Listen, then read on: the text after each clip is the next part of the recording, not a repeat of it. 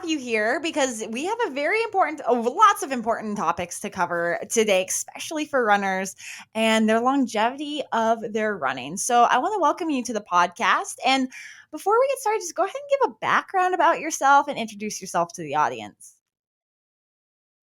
Yeah, thanks for having me, Kira. I guess it's quite a long story, but I started running when I was 15. Loved it. Was fascinated by how my mind and body was changing and transforming, which then led me to study sports science. I was really concerned with performance at the beginning, but by the time I reached university, I was already experiencing quite a few injuries, and I experienced injury for 10 years on and off. And I did three science degrees and loads of coaching qualifications and became a very experienced practitioner and coach. And eventually, I learned enough that I was able to have a real good go at my own running again.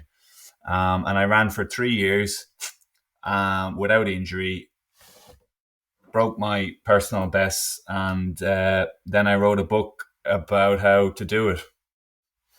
Well, I mean, what a way to get there, to write a book and be like, "Hey, I did it, you can too." So real quick, I wanted Yeah. to touch on something because I love touching on it and just especially from your perspective. How do you see that kind of mind body connection? What was it that you really honed in on when you were running and that you're like, "Wow, this actually is different from, just doing nothing." What is that mind body connection to you? I think it's changed over time, but when I was a teenager, I definitely feel like it elevated my self esteem and my self confidence. It gave me a degree of control that I could be physically and mentally sharp and feeling fit, which at that age was really what I needed. And I think it developed a work ethic and a discipline in me that meant that I was able to transfer that to my studies and my career.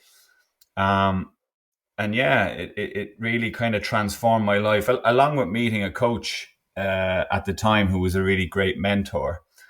But it's changed over the years, and I suppose when I made my comeback in my later years, in my early 30s, it was a lot more about maybe taking the foot off the gas. It was a lot more about learning discipline, not to do too much, recovering, um, adding variability to training, understanding when you're being ill disciplined with your training, um, right up to nowadays where the competitive stuff is over and it's a lot more about, uh, I suppose, running in a mindful way, in a way that's for exercise, for health, for breathing, for just general well-being. So I've had different relationships with it, both mind and body, over the years. Absolutely. And I feel like it's just something that's never not evolving. It's consistently always changing. And it just no matter what age you are in. Now, Mm. looking at your training, how has it changed? I mean, obviously it's changed over the years since you were 15. I'm assuming so, especially if you learn not to get injured. How has that changed and what does that look for what does it look like for you now when you're training for something? Do you run distance? Are you a sprinter? What kind of training do you do? Well, I mean, nowadays I run just a couple of times a week to keep fit because I've got other interests. I like to do yoga, I like to swim, do a boxing class, just mix it up. But I mean, the big difference in terms of when I was running successfully and when I wasn't. When I was young, I did too much too soon. So I was running like 70 miles a week, which brought about rapid improvements very quickly, but gave me a lot of injuries. When I was actually successful in running the fastest I've ever run, I was running 30 to 40 miles a week, but I was way more consistent. And so that was the big difference. Is that why you kind of honed in on the idea to write the book on injuries because you went through so many yourself? Is that the focus, or did you find a way to kind of overcome it and see a step where people are not giving advice? They're just helping you overtrain and not helping you recover from injuries. Yeah, I mean, what happens is that when you train too much in the beginning, um, you do perform well initially, and that's actually what keeps you stuck because you start to associate that training with these outcomes, and so that keeps you kind of trying to go back to that all the time when that's not what you need. I mean, the big thing about injuries and that is there's a lot of specialized treatment, there's a lot of specialized exercise and rehabilitation programs.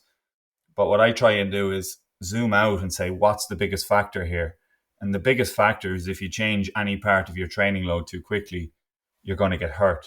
So once that's addressed, then I'll become more interested in have you got enough headspace? Are you too busy? Is that why we're getting into trouble? Are you constantly living in stress and therefore your running is also becoming stressful? Or um, once that's looked at, then maybe I'll say, okay, are you getting enough variability in your training?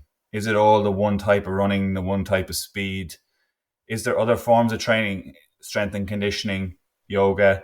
And let's get some variability. And it doesn't matter too much what it is, but let's just introduce some variability. If all of that's really good, then I'll get more interested in, okay, what way are you running? What way are your stride mechanics and so on? Where I think the world has it the wrong way around at the moment is we want to go into the detail and the specifics of the shoes and the mechanics and the this and the that, the recovery methods, when we haven't addressed the main factors, which is, did I change my training load too quickly? Do I have too much on? And is there too little variability in my training? So the book is really a zoomed out, uh, readable summary of where it's going wrong and then how to shift it. So kind of zooming into what you just said about, we focus so much on, what type of shoes you wear, what type of shorts down to what kind of sunglasses you're wearing to make you faster. What are some of the common misconceptions that you see throughout here, and what are you kind of advocating for in turn to change the way we look at, what we wear, or like the shoes that we wear versus what we should really be focusing on in our training? Yeah, I mean, I had to go down into the detail Yeah. of all of it to then come back out and realize that that's not what we need. So I'm sort of advocating against my own. I mean, I'm a lecturer in sports science at a university over here, so I'm sort of advocating against my own field to an extent. In that, um, I'm thinking that we should come away from information overload and from precision, um, and think about the big factors overall that really count. Because if you're a runner who wants to improve, there's only one thing that matters, and that's consistency.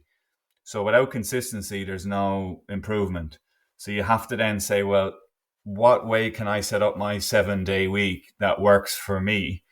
That means I can be consistent. And whatever you want, health outcome, performance outcome, it will come when you learn to be consistent. And I suppose when you learn to tolerate a certain degree of boredom that comes with being consistent as well. Consistency is so important, and I do think that's something that everybody lacks because in high school, when I used to do sports, it was like train as hard as you can, and then somebody would get injured, you can't do anything for a long period of time, and you can't be consistent. And of course, they're always behind when they're trying to get back in. Now, one thing I want to kind of like touch on because it's a common topic, or not common topic, it's a popular topic now within runners, and a lot of people are kind of looking into it and seeing maybe the benefits of it, and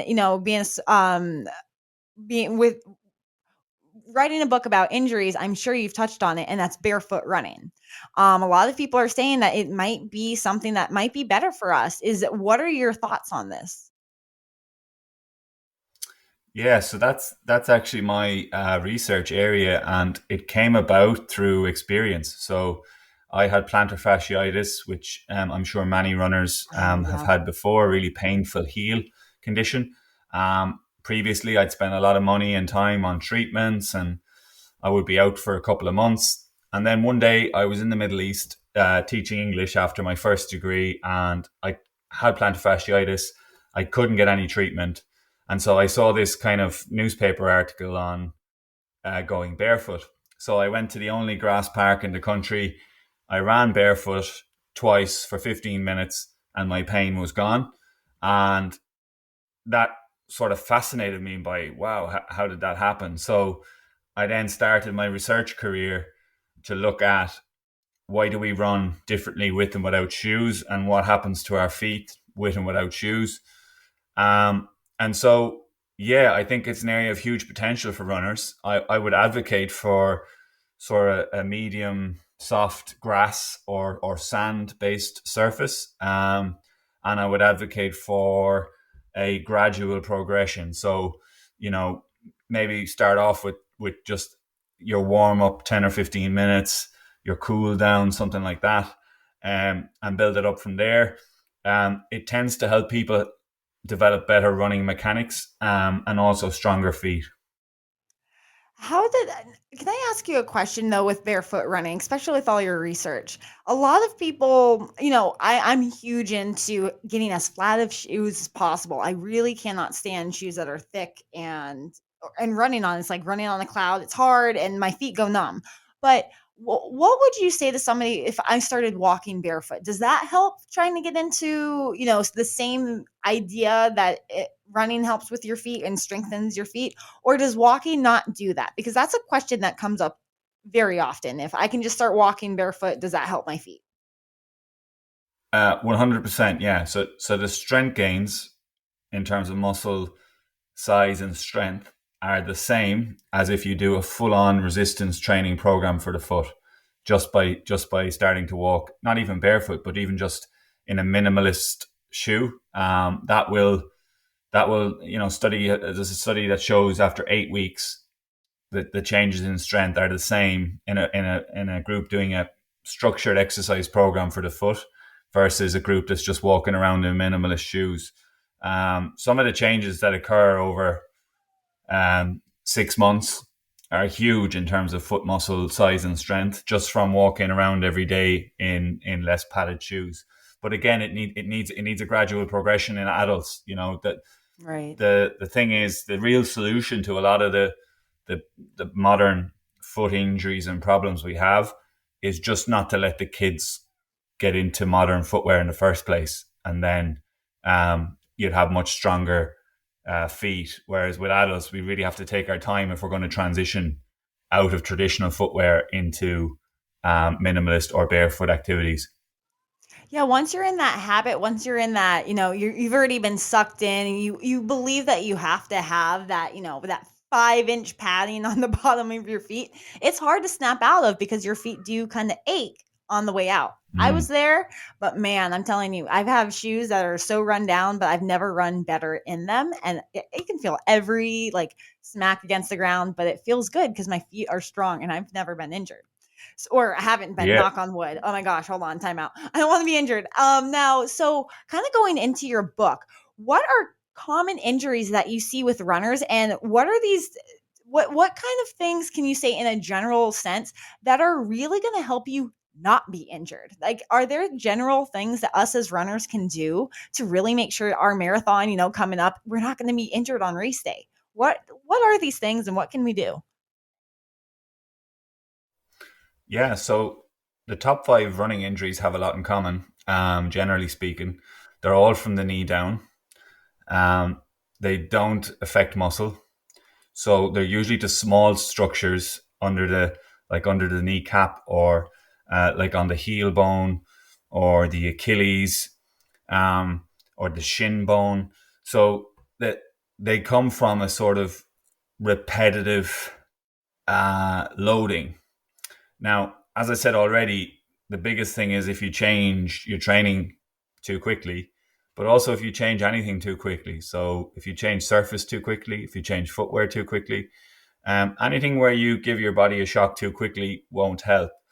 But what is interesting about the five injuries is they're all associated with a sort of heavy landing mechanics. So kind of a long stride, an extended leg, and a heel strike tends to be associated more with the most common running injuries that appear. So um, I think the solution is have an honest appraisal of where you're at in your training right now. Stick to it for 6 to 8 weeks without changing it. You will be fitter and stronger, and you'll be able to progress slowly from there. The next thing I would do is get variability in your training. Running is so low on movement variability, and modern living is so low on movement variability that Oh yeah.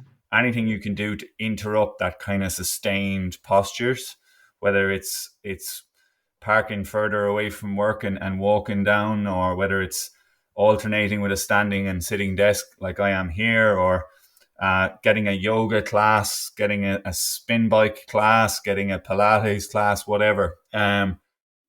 Getting movement variability. I would also say in relation to variability, change the speeds that you're running at. Try not have it all the same intensity. So run up a hill, do a little bit of running barefoot on the beach or in a grass park. Practice running fast, like sprinting, something that distance runners don't often do. Um, Never. you know, th- as many ways as you can to get variability into the training without changing anything too quickly will take care of an awful lot of the problems. And the last thing then is probably if you're running uphill, or if you're doing a squat exercise at the gym, or if you're doing some barefoot running, or if you're sprinting, what runners should realize is that what all those things have in common is bending the leg. So to run up the hill, you've got to bend the leg. When you run barefoot, we tend to run less extended and slightly more flexed. So we have that bended leg. When we sprint, we use really good mechanics. So all of those things are trying to encourage us to, I suppose, land with a less extended straightened leg and probably a slightly shorter stride length.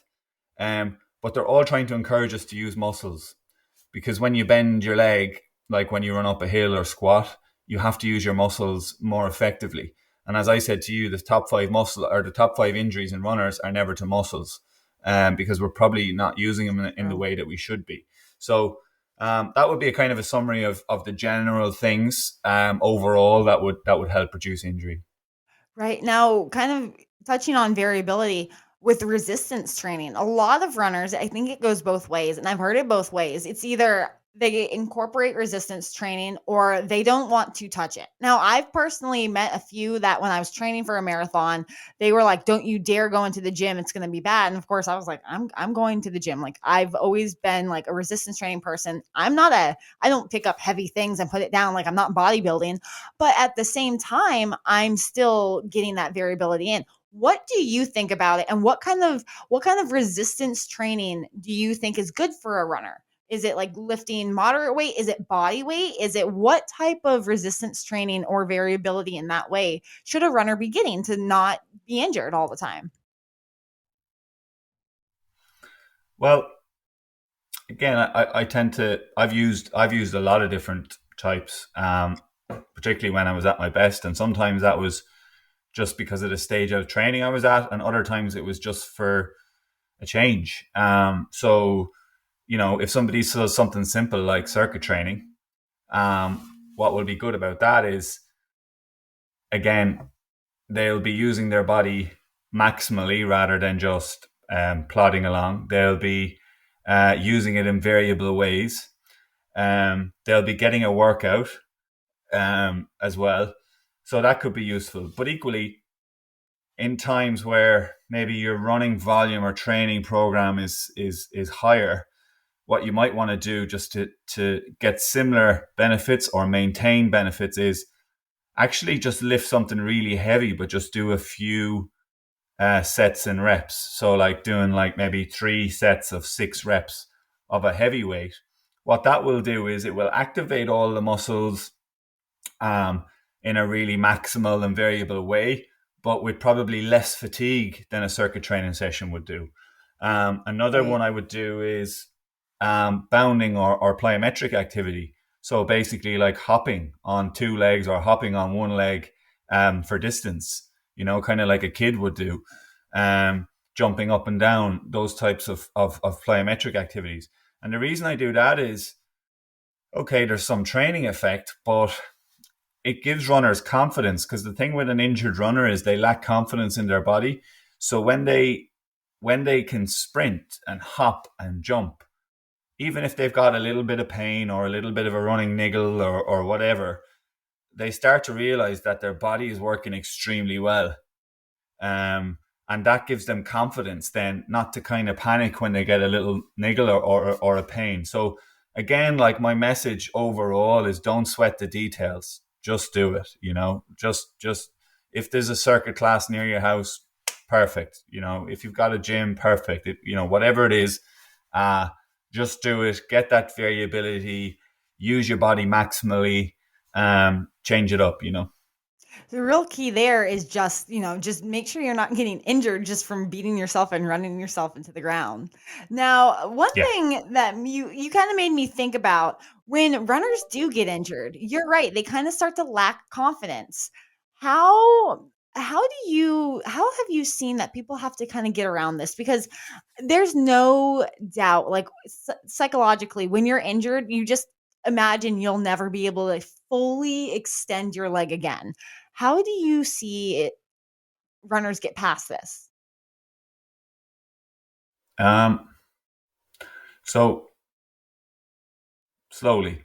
So, for example, if a runner comes to me at their wits' end, um, and they say I can't run and all of this, I'll sometimes say to them, okay, but if there was a bus over there that was taking you to the airport and it was just about to leave, could you run over there to get that bus to get to the airport? And they would say, oh yeah, sure, I could do that. So then I would say, well, okay, you can run. Maybe you can't run 10Ks at the moment, but Right. you can run. Okay, your body can run. So it might be that if that bus is 50 meters away and that's all they can do, well, then that's where you are. And so it's like that's your running load for now. Um, and then we progress from there. But equally, somebody who's 50 miles a week, and they want to progress, well, the rules of the game are the same. It's just a case of how do we progress slowly forwards from there. Another thing that helps the runner a lot, if they can do it, is stop thinking like they're a runner. Instead, start thinking like they're an athlete. And that's a huge advantage Oh. in mindset shift, because even if you are only able to run 50 meters or whatever, if you have a week that's full of yoga and cross training and strength training and other things, it means that you can be improving aspects related to your running while slowly building your running. And it'll be easier for you to slowly build your running if you've got a varied and exciting training week as it is. Equally, if you're at a really good level and your running is going super well, and you also have that athlete mindset, when you get an injury or when you get interrupted, you've got a fallback onto other things. So again, it's two things. One, accept where you are now, build up slowly, and secondly, think like an athlete rather than a runner, and you'll have more options and you'll be less affected by the bumps in the road then. That's so important. Mindset is so important as a runner. I think it's probably 90% of us running is just the mindset of trying to get ourselves to go and keep going. Now, on top of that, like, how do you see mindset in general, not just as a runner? Like, instead of a runner, I'm an athlete. How do you see mindset with injuries? Because there's something famous that runners kind of like to do, and that is, if I'm injured, I keep running through it. What would you advocate for this with the injury? Do you slow down and take that 4 to 6 weeks off that is always recommended by your doctor automatically? Or do you kind of shift your mindset and say, maybe I need to shift something? Maybe I need to add variability. Do I keep going? At what point, of course, different levels of injury, different levels of pain, but at what point do you need that mindset shift? Because you can just use it as an excuse to say, oh, I'm injured. I'm always injured. Something always hurts. I'll never be a runner. I'll never run. Where do you see that line kind of just being drawn in the sand? So where possible, if I'm working with a runner, we will never take a leave of absence. So it might be that 50 meters that I'm talking about. but where possible, we will always be doing something. And the reason for that is you have to load the tissues, otherwise they'll come weak and deconditioned, which makes it even harder for you to get back running. So even when I was at my best and I would get an Achilles niggle, I might take a day off running to manage it, but I'd still be in the gym loading it with a calf raise or something like that, you know. So I think it's very, very important not to go to 4 to 6 week off road. I mean, that's probably the worst thing to do.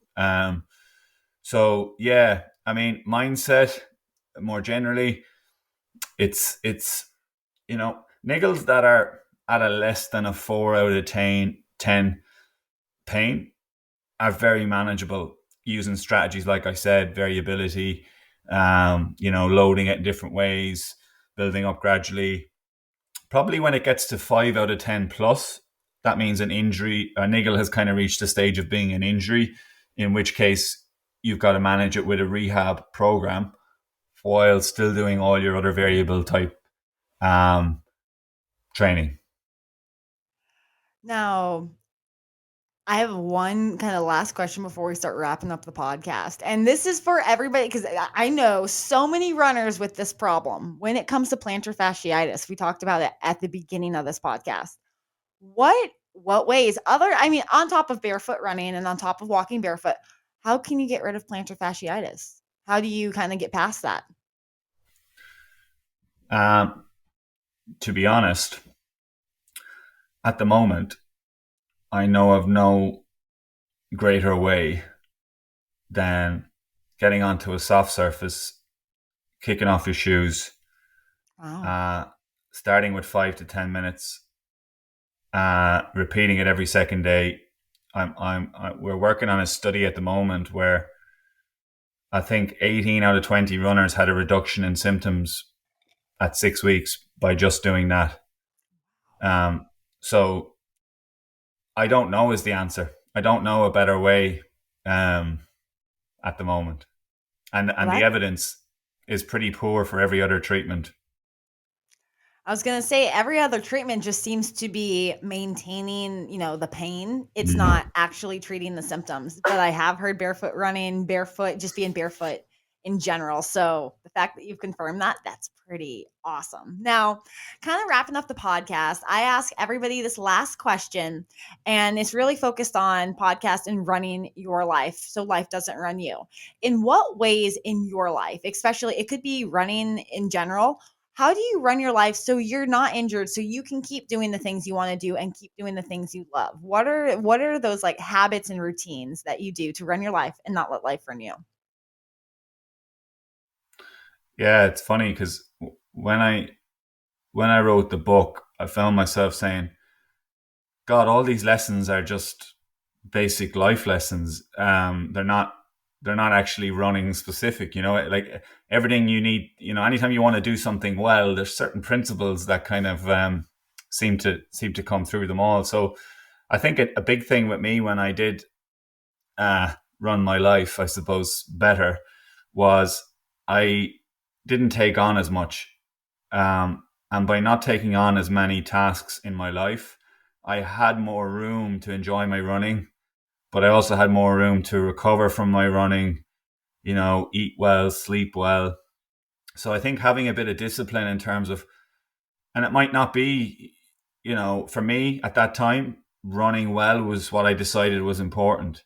So then I kind of just made some sacrifices. I went to work and I went running and I didn't do a whole lot of other things. But for somebody else, it could be that running is a way they clear their head for some other things that are really important. And again, for those other things that are really important, it will just be a case of making sure you don't take too much on, prioritizing, sacrificing, some other things. I mean, I'm not going to say anything new here, but it does help if you've got a routine where you can get a full night's sleep, because that's sort of like the foundation of the house. It does help if you can eat well. And it does help if you've got enough, what I call headspace. In other words, you've not got too much on. And then I think running tends to flow from there. I can't agree with you any more than that last one. Just the headspace in general. If you can clear your head, and I mean, like people use running to clear their head, but if you can clear your head to go for a run, I'm telling you, you're going to start flying down the street instead of feel like Yeah. you're carrying this large load. Now, if people want to read your book, if they want to find you, if they want to work with you, where can they go? And I'll also have all this in the show notes as well. So the book is on Amazon, and they can find everything to do with me at peterfrancis.blog. Awesome. Well, I really appreciate you coming on the podcast today, Peter. I hope you have a wonderful day and keep going and keep running.